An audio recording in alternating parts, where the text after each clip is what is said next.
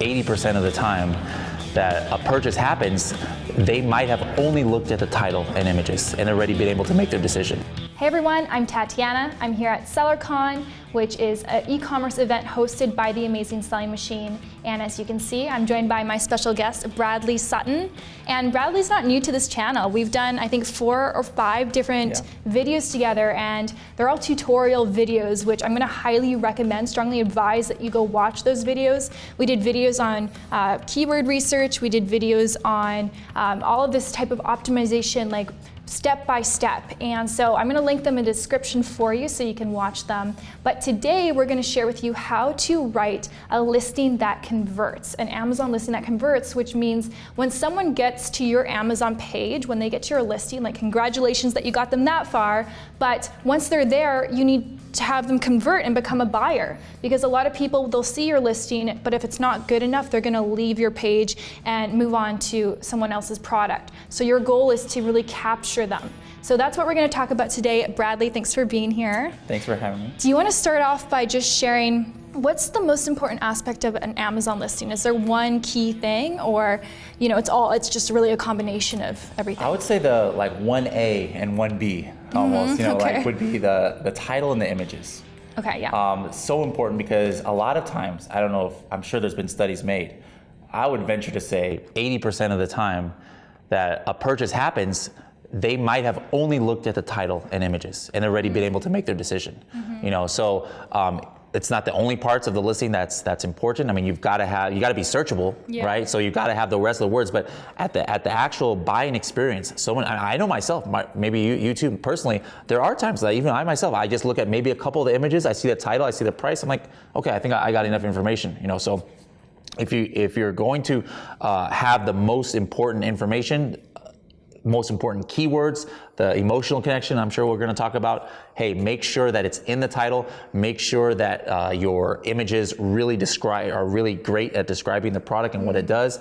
And that right there might get you 80% of the way there. Yeah, it makes sense. And by the way, guys, Bradley has launched over 400 products as a consultant for other brands. So he knows this better than anyone else. He knows what converts and what doesn't convert. So I would suggest that you take notes and pay attention because you're going to learn a lot from today's video.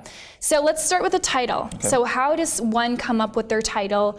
How do, I'm sure that keywords is a big part of that. Do you put your brand name in your title? Do you not? So maybe share a little bit about that. Yeah, so one of the important things that people need to understand is, and Amazon has been shifting towards this over the last few months, dating back to 2018, but a lot of times Amazon wants the brand at the beginning of the title.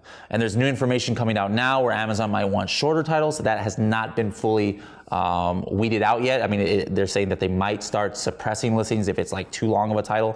But at the end of the day, make sure that in your category, because it's different rules for different categories on Amazon, make sure that you know what Amazon wants. And as long as you make Amazon happy, you should be good to go, because some categories at this time of this video, it says 80 characters is all you should put. Some are 200 characters. So just make sure that you're doing that. But put the brand name at the beginning is what I would recommend, because that's what Amazon wants. But I would put your most important phrases that you can in your title, and putting something in phrase form is very important. So for example, give me like a 3 or 4 word keyword, or a keyword phrase, like collagen peptides. That's 2 words, but what's something that you can think of that's 3? Something in this room, maybe, I don't know. Fish collagen peptides. Fish collagen, that's a good one. Fish collagen peptides, all right? I could put fish in my title, collagen in my bullet points, and peptides in my description, and I would be indexed probably for fish collagen peptides, right?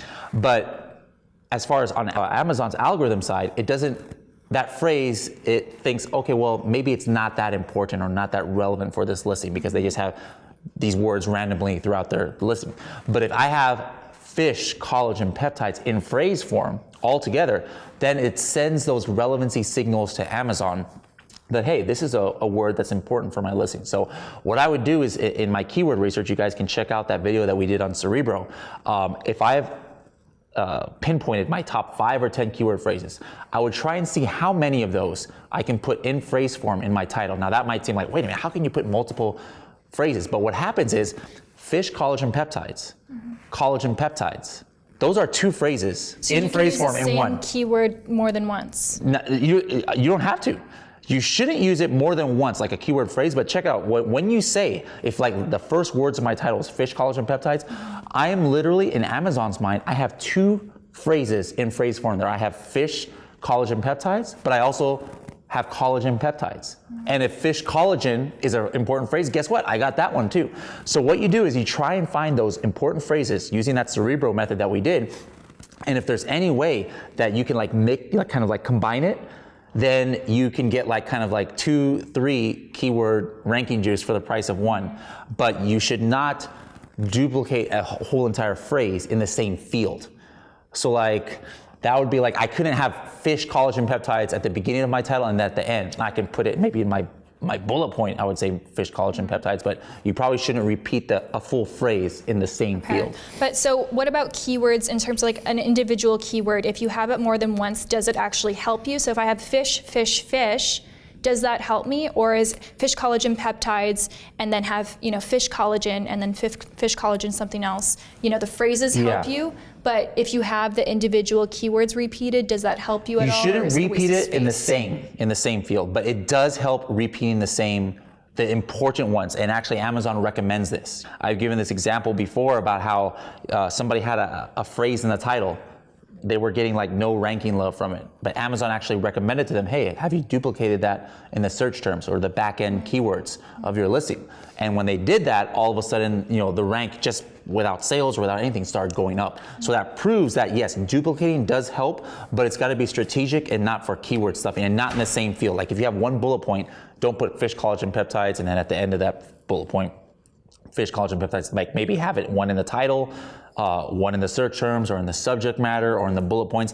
And yes, it does help because what it does is it's sending those relevancy signals to Amazon that this is an important phrase for the listing. Okay, and so you want to find out what are the requirements from Amazon based on your category. Yes. And if you are, say for example, you don't look and you're supposed to only have 90 characters, but you have 120, that's a potential for your listing to get suspended. Yes, it could be suspended or suppressed, but here's another trick. Actually, this is part of my speech tomorrow. It's called 7 Hacks for Amazon, and I think it's my hack number 6.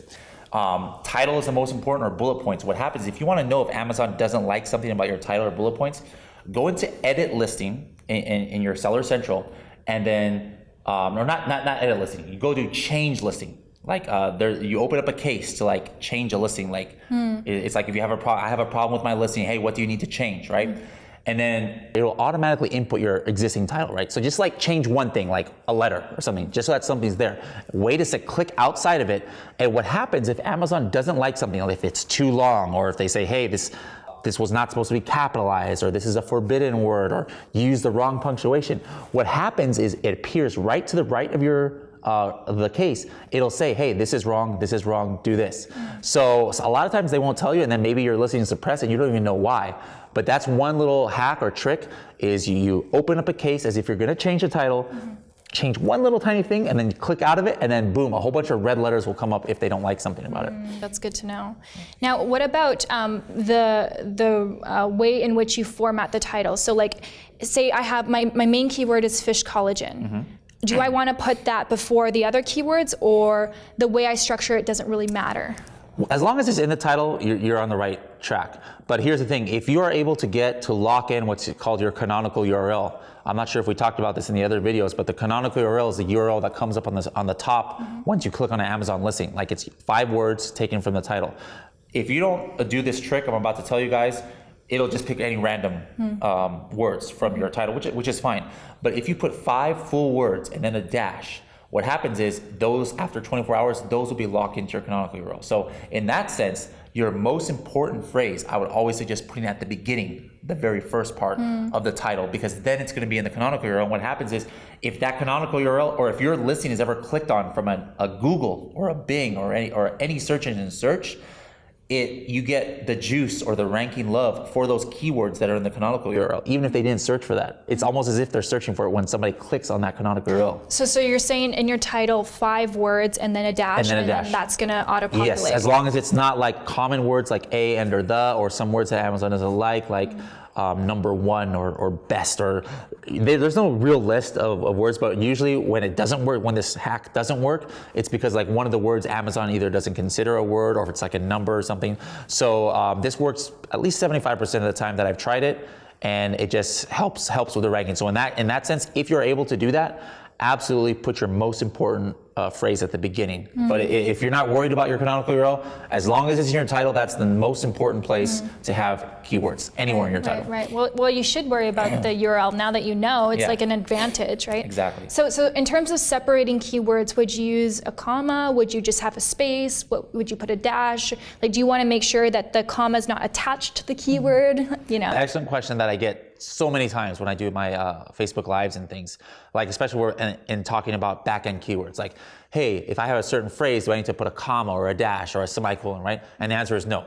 Amazon recognizes phrases as long as they're next to each other, right? Which is why that trick about fish, collagen, peptides, why it still counts fish, collagen, or collagen peptides, because it's still in phrase form, even though there's no punctuation there. So if you're in your back end of your listing, that's the one place that it is okay to keyword stuff. Just throw all the the words that you want to get in there, and you don't have to put. You just have to put a space between them. No other punctuation is necessary. But I guess the question is then, say you have in your title fish, collagen, peptides, and then you put a comma next to peptides. Does peptides no longer get ranked as peptides because it's not recognizable because there's a comma there?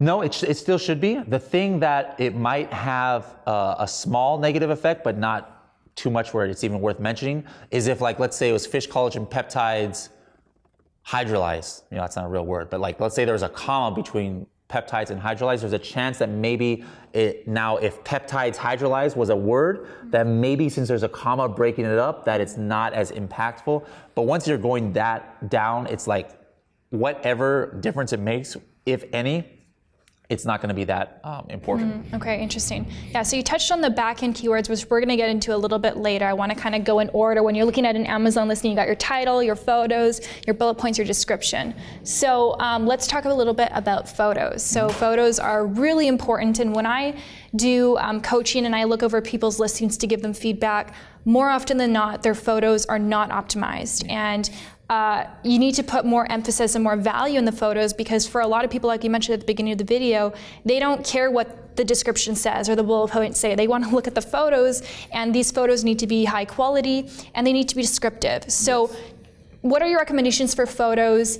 Do you put text on the photos? Give us your tips. The first thing is make sure you're using up all the available spots. So many people like 2 images or 3 images. And for me personally, a lot of times as a buyer, it's not enough information, and it looks a little bit unprofessional. And then it gives me this sense, it's like, wait a minute, this company can't even make an Amazon listing. How am I going to trust them to make a good product? So the first thing I always suggest is, hey, use all 7 or more spaces in some categories for your images.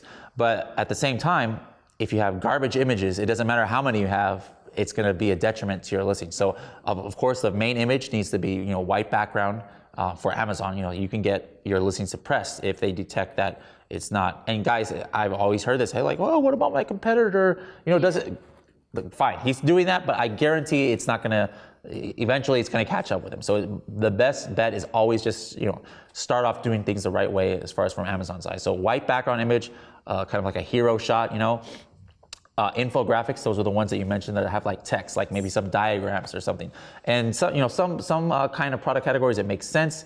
Like maybe like a clothing one, I'm not sure, like unless it had some like special certain materials, like you can put a line that says 75% cotton, but sometimes I can't really imagine how many clothing, but like let's say a cell phone case, right? Hey, here's a credit card slot, there should be a diagram. Hey, drop protection, like a little diagram. So absolutely. And then the other kind of images I suggest is lifestyle images. Basically what that means is like your product in action.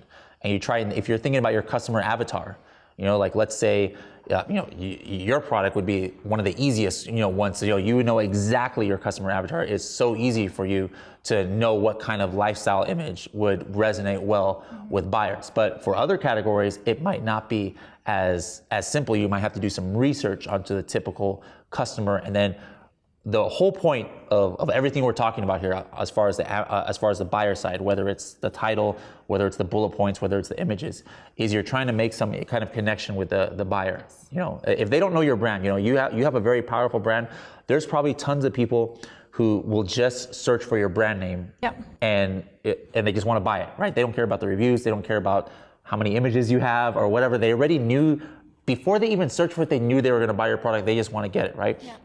So those customers you don't have to worry about. But you know, majority of customers that we're going to be servicing, right, are people who just searching for generic terms. They're not looking for a luxe brand, or they're just looking for, hey, yoga mat, hey, shoes for Zumba, as opposed to like Nike shoes, right? There's two different kinds of searches. It could bring them to the same place, but one person is already knows they want Nike, one person is just looking for whatever is a great shoe for Zumba, right? So you've got to make sure that for those generic searches, that there's something in your images or in your bullet points or in your title that really speaks to that avatar, that buyer, and get them hooked.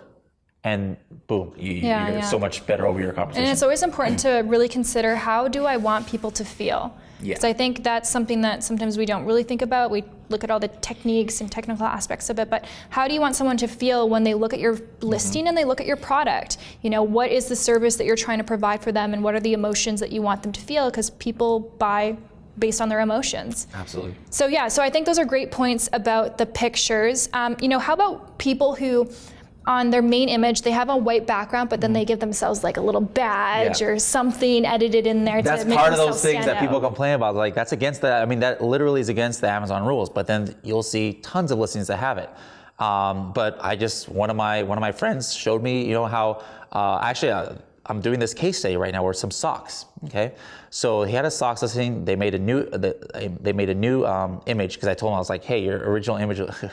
It was so hilarious. It was socks, right? And they showed like really, really hairy legs was like in the picture. I'm like, everybody was like, no, this looks terrible. You know, like, I get, you know, they're from Korea. It's a Korean company. And maybe in Korea, like, that's like cool to have like hairy legs and like as a part of a mannequin. But you will not find one American buyer who's going to think that looks great as something that you want to buy. You know, so I told them, hey, change a picture. And they changed it to like a kind of mannequin, you know, smooth leg, mannequin leg with the socks, and it looked great.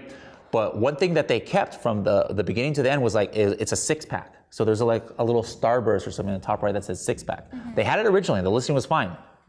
They kept that part. All they changed was a better image, right?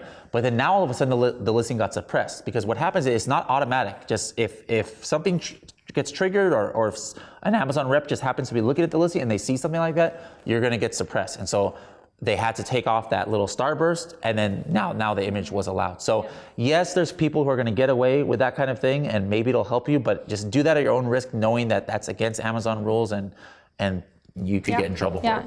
Yeah, I know when I was first starting my business, I would do things like, it's really not good, don't do this, guys, but I would put like my own bestseller stuff, and it did not work out. And I did get my listings suspended many times. The craziest thing I ever saw is just so bad. I know that there's no way it lasted, but you know how there's a black and orange, like Amazon's Choice badge? Yes. So like somebody actually put on the very top corner of their image, it was like customer choice, but like using the font of everything in Amazon. I was like, oh my god, how cheesy can you be? But that you're just looking for trouble from Amazon if you're trying to do stuff like that. Yeah.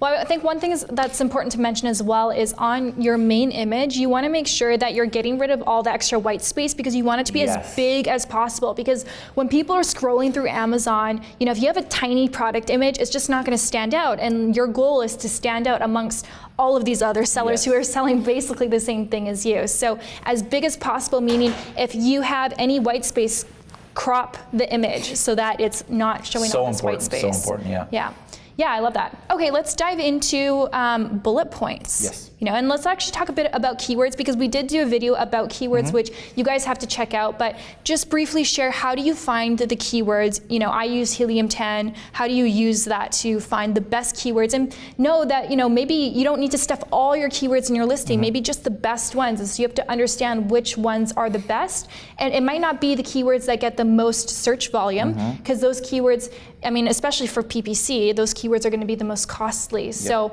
really knowing your keywords is important. So absolutely. Maybe share a bit about that. I think relevancy is, buyer relevancy is something that so many sellers forget about. So let's say the example I like to use is the keyword, let's just say kitchen. Kitchen is a keyword that people search for. It gets pretty high search for. I don't know what the last time it was estimated. Like, let's pull up a random number, like 50,000, right?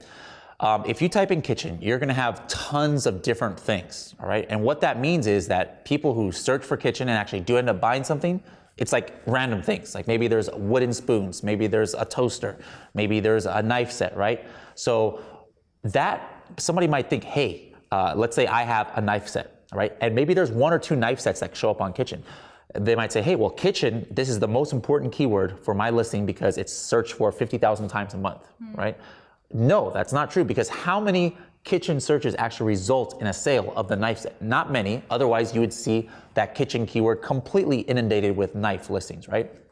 Now take a keyword like stainless steel knife set, okay? And maybe it only has 2,000 searches estimated, per month, right? Way less than that kitchen. But then if all of the results are a product that really looks exactly like your product, guess what? That actually is a better keyword, because obviously there's the buyer tendency to, if they're searching that exact keyword, they're gonna buy something that looks like your product. So I would put a lot more effort into that keyword as opposed to a random keyword like kitchen. So an important thing that if you're studying your competitors' keywords, right?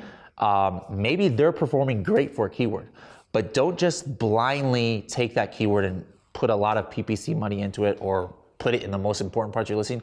Always validate it with your eyes. Take a look at that keyword search, and then what shows up on page 1, what kind of product it is. Like, let's say the keyword is baseball bat and you've got a red baseball bat, all right? If you type in baseball bat to Amazon and everything is a brown baseball bat, I am probably not going to focus much on that keyword, because, hey, obviously people who are searching for baseball bats seem to be geared towards, brown baseball bats. So what I would do is I would find a keyword that a lot of the results are red, like mine, and now I know that that keyword is something that's relevant to my product. And so that's so important that people sometimes, and I work, guys, guess what? I work for Helium 10, I work for a software company. But people, what they do is they put too much focus on the software, right? Hey, they just want automation. I want to click a button and get the keywords. Guys, don't do that. You cannot take the human part out of the equation. Yeah. Helium 10, in my opinion, is the most advanced software for Amazon sellers. It is not so advanced where it can just know that, hey, everybody is searching for a certain kind, because you can't really analyze pictures in that way on a software side. So always take that extra step for your most important. You can't do that for all 2,000 keywords or something, but for your top 10 or 15, validate each one just to make sure that, hey, a lot of what the buyers are choosing to buy for this keyword look like my product. So absolutely, this is an important keyword for me. Yeah, that's important, because you can get penalized. So say, for example, you have a toaster and someone's searching on Amazon kitchen, and you're ranking for the keyword kitchen, and then someone goes to your listing, like, they're just not gonna buy it because that's not what they're looking for. Yes. So you have to be very careful about that, because you wanna make sure that whenever someone does click on your listing, you need them to convert, because that's what's gonna help increase your ranking and your good standing with Amazon. And so the more reasons that they may not convert, such as a wrong keyword, it's just not good for you. Absolutely, absolutely. So what about, in terms of bullet points, how should someone structure their bullet points, and what are, do you list features, do you list benefits, do you list, how it's gonna help someone's life? Like, what do you put in your bullet points? The first 2 bullet points I put the most emphasis on, because usually on desktop, that's what's people, if they even look at the text outside of the title, it's probably the first 2 bullet points, especially because actually sometimes those 3rd, 4th, and 5th ones are kind of hidden. You have to kind of expand it. Not to say that it's not important, you got to put your keywords in there, but those first 2 bullet points is what I put the biggest emphasis on, trying to make that emotional connection. Maybe I didn't do it in the title. Well, now the only chance left I have is through my images and those bullet points. So what I do is I'll search for my direct competitors, and I'll use the Helium 10 review downloader, or if you don't have Helium 10, just pay a VA to go read the reviews. Virtual assistant. Virtual assistant, yes, virtual assistant to go read the reviews, right? 1,000 reviews, and we'll try and find commonality. What is everybody talking about this kind of product for one of my competitors? Whether it's positive, negative, or neutral, usually you're gonna find a certain theme. Like the example I always use is collagen peptides. The number one thing that everybody talks about in any reviews of collagen peptides is, the number one phrase is, in my coffee. So from there, and I always use this example because the very first time I used it, I thought it was a complete mistake. I clicked the button on helium 10 and says, on this collagen, it was a collagen peptides that has like 6,000 reviews, right? I was like, okay, the number one phrase obviously is either gonna be collagen peptides or hair, skin, and nails or something, because that's what collagen is for. The number one and like number three had to do with in my coffee. I'm like, this has gotta be a mistake. What does coffee have to do with a dietary supplement, right? But then as I read the reviews, it's like everybody is putting this powder as like a creamer kind of in their coffee. And I would have had no idea about that. That's not something people search for. Yeah. That's something they think about. Like what people search for is collagen peptides, hydrolyzed collagen, right? Those kind of things. Yeah. They don't search for in my coffee and thinking that they're gonna find collagen peptides. Nobody would do that, but that's what they're thinking about. So yes, you got those keywords that were the keywords that you did in Cerebro or whatever tool you're using, collagen peptides. Now that's in your listing. Somebody searches for that. But then they see, hey, would you like to use this? Would you like to have amazing protein in your everyday morning coffee? And then you're reading their mind. Yeah, so now they're like, whoa, that was exactly why I was searching for this. Yeah. How did this be? And that you just made that, right there in that spark, you just made that emotional connection, and they're like 10 times as likely to buy your product now that you made that emotional connection with them. Yeah, and I think that keyword, going to other people's listings and seeing what are the common phrases. I think actually, correct me if I'm wrong, on Amazon, if you click on the reviews, Amazon gives you like pre-populated some search terms that are most common in the review section. Like you can click some categories have that, absolutely. Yeah, definitely take a look at that. Yeah, that's for sure. Cool. So that's really important. So that's what you would focus on for the first, all the bullet points, but especially the first. The first couple, try and make that emotional connection. Usually there's like one or two things that like everybody's talking about. So then I would try and get those in, and then for the rest of it, it's just like, hey, what other keywords do I want to get in? But again, as we always say, don't keyword stuff. Keyword stuff without keyword stuffing. In other words, you got to get those keywords in there, it has to make sense. Make it make sense. Yeah. So don't list the features of the product, create the emotional connection. Yes, absolutely. Okay. Now, what about the length of the bullet points? Because some people put a lot of text because they want to keyword stuff, and it's just like when I go there, it's just like all clumped together, and it's just kind of unattractive for me to read, and so I don't even bother reading it. So would you recommend having maybe a shorter bullet point so it's just more legible and more enticing to read, or have the keywords in there, take the extra space? Well, one thing everyone needs to keep in mind is also certain categories have different requirements. Like for example, there are some categories, like I don't know if it's the clothing category, but where each bullet point, the limit is only 100 characters. So you're forced, you have to keep it within there. Other categories, actually most of them are 500 characters per line. Now, just because it's 500, I would never ever suggest putting a 500 character bullet point. That's crazy. It's like a big paragraph right there. Yeah. So what I would do is just the actual total number of characters at the time of this video that can be indexed is 1,000 characters, regardless of for the entire bullet regardless of how many bullet points. Okay. There are the entire one you can only be indexed for up to really 1,000. good to know. Yeah. So like for example, if you have 250 in each one, you can only do 4 bullet points because that 5th bullet point won't even be indexed. Okay. So but I like to keep myself under 200 usually, or around 200, and then I know I use up all 1,000, and then it's not like, just psychologically, I mean, again, guys, think like a buyer. Who wants to see a 400 character bullet point? Like if I see that just right off the bat, I almost might have the tendency not even to read that, because I'm like, holy cow, I don't want to read a novel here. I came to buy some collagen peptides, not read about the history of its origin. So I would keep it kind of short, 200 or less. Okay. Now, what about inserting some emojis just to kind of separate the characters and kind of stand out a bit? I know that there are some that are actually some symbols that are allowed on Amazon and some that are not allowed, which you can do, but then again, you might not be following Amazon's policies, get suspended, Yeah, if ever you're not sure, just open up a case to Amazon to say, hey, can I use this emoji? To me, it's a personal decision, but where it's not a personal decision is based on your category. Like, let's say I have, a fidget spinner. When fidget spinners were popular, a lot of younger people were into that. I would definitely throw in some, emojis right there, right? So think about your audience. Yeah, but if I'm doing a joint arthritis care, I'm not going to be putting a whole bunch of emojis because my customer avatar is probably like 70 years old. What in the world is this little symbol, right? Come on, I wouldn't do it. So in that sense, yes, I would definitely make sure there are times to use it and not use it. But if you're worried about, hey, is this emoji allowed by Amazon, just open up a case and they'll let you know if it's okay or not. But it does stick out sometimes. Yeah. I like it for some categories. Cool. Yeah, I think I'll link a tool down below that helps you determine which ones are allowed for your product category. You guys might like that.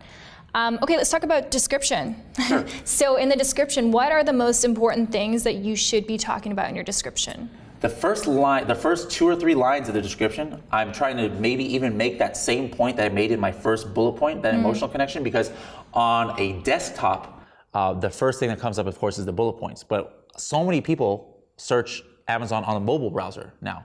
And actually what's weird is before the bullet points come up is the description. The description actually is right there at the top, even before the bullet points. So again, that might be the only thing that people read. So in that first couple of lines, I'm again making that emotional connection. And then the rest of it, the description actually is the least weight as far as Amazon algorithm goes, as far as the importance of keywords. So usually by the time I get to my description, it's like whatever words I have left over. We've got scribbles with Helium 10 where you can put all of the keywords that you want to put in your listing on the left-hand side that you had done from your keyword research. And then as you type in your listing, it tells you what words you've used and not. So usually I make the description last. Yeah. And then I see whatever words don't have a check mark, and I just figure out some way, again, to keyword stuff without keyword stuffing, where I can get those words in the description. Yeah, okay, cool. And then in terms of formatting, one thing I see with sellers is that, they have the text going from one end of the screen all the way. It's like a very, very long sentence. And in my opinion, it's a little bit harder to read versus if you actually format it, you can, have it where you can view it and it just is all there on the screen. It's just easier to read. So is that something that people should do, or does that hurt you? It depends. Obviously if it's on mobile, it's not going to make much of a difference because it's going to auto wrap anyways. But for those, who, if you have a lot of people you think are using desktop, then absolutely put a line break in there. There's very few HTML that you can use in a description, but that is one of them, which is a line break or a paragraph break. And then, of course, if you have EBC, enhanced brand content, that means you get to have a graphical description. But it's very important for everybody to know, once you have that EBC, that text description there is not indexed. So you could have the greatest copy in the world, but if those words don't appear anywhere else in your listing, you are not searchable for those words. Oh, okay, interesting. So it's something it's important good to know. Yeah. So EBC is offered to, maybe more experienced sellers? If they have brand registry, what's called brand registry 2.0, so they have a trademark for their brand and they go through this process of application to show that, hey, I'm the owner of this brand, then you get brand registry, and from there you get to have the enhanced brand content. And what about people who have videos on their listing? Who is allowed to have that? That's exactly that. So if you have the enhanced brand content or brand registry 2.0, you are allowed to put videos in your images. Anybody can put videos at the bottom. There's it's called related videos, I think it's called, at the very bottom. You could actually go and add those at any time, but not many people see it because it's way at the bottom of the listing. But those images or those videos that are in the images section, it's a very prominent place. So that's one of the number one benefits of having enhanced brand content is being able to put those videos. Right. Okay, so let's, that's pretty much all the listing that the customers can see, but the back end, that's still part of the listing and having those keywords in the back end. So basically the back end is when you're logged into Seller Central and you're clicking on your listing, you're editing your listing from the back end, there's an opportunity to input search terms and extra keywords. So share a little bit about that. Is it just putting in your main keywords, as many as you can? Definitely putting your main keywords there, even if they're in even in the front end of your listing. For the search terms, that's actually the second most important part of a weighted listing. Is after your title is the search terms. So I would take my most important words and put them in that search term field, and then also sometimes words that just don't fit on the front end. For example, you'll find with when you're doing research in Magnet or Cerebro, there's some Spanish words that'll come up, right? Or misspellings. Yeah, we had that in our tutorial. Right? Yeah. So hey, it would be weird to have a Spanish word you're obviously keyword stuffing. All of a sudden you have a random Spanish phrase right in the middle of your bullet point. So maybe the only place that it does make sense is in the back end where nobody can see it, right? So the misspellings, the other language words, I would put those in the back end as well. Okay, very cool. Well, that was an amazing amount of value and information. Thank you, Bradley. This is going to help people so much. Bradley and Helium 10, they have generously provided you guys with a coupon code to get 50% off your first month with Helium 10 or 10% off any of their plans. And we're going to link that in the description box for you. The coupon code is Tatiana James. I'll link it down below for you. You can click on the link link because I strongly do recommend that you use Helium-10. Like I said, we have other videos about that, but Helium-10 is gonna help you get your keywords, it's gonna help you with your listing, it's gonna help you with so much. So if you're starting this business, it's one of the first investments that you should make. So thank you again, Bradley, appreciate you being here, and thank you guys for watching. I hope you enjoyed this video. If you did, give me a thumbs up, comment below if you have any questions, and we will probably see you again in another video because we're gonna be doing more interviews at some point. All right, take care. Hey, thanks for watching. If you're ready to get started with your Amazon FBA business right now, you want to take action, then I want to help support you by providing you with my free video training series that's going to help you gain a better understanding of what this whole business is about and how you can get started so that you can enjoy the benefits of the laptop lifestyle. So to gain access, all you gotta do is click on the link in the description box below, enter your name and email, and I'll send the videos straight to your inbox. But sometimes my emails do end up in your spam folder, so I recommend that you search for Tatiana James in your inbox, and you should be able to find my videos. So I hope you take advantage of this, and I'll see you in my next video. Bye.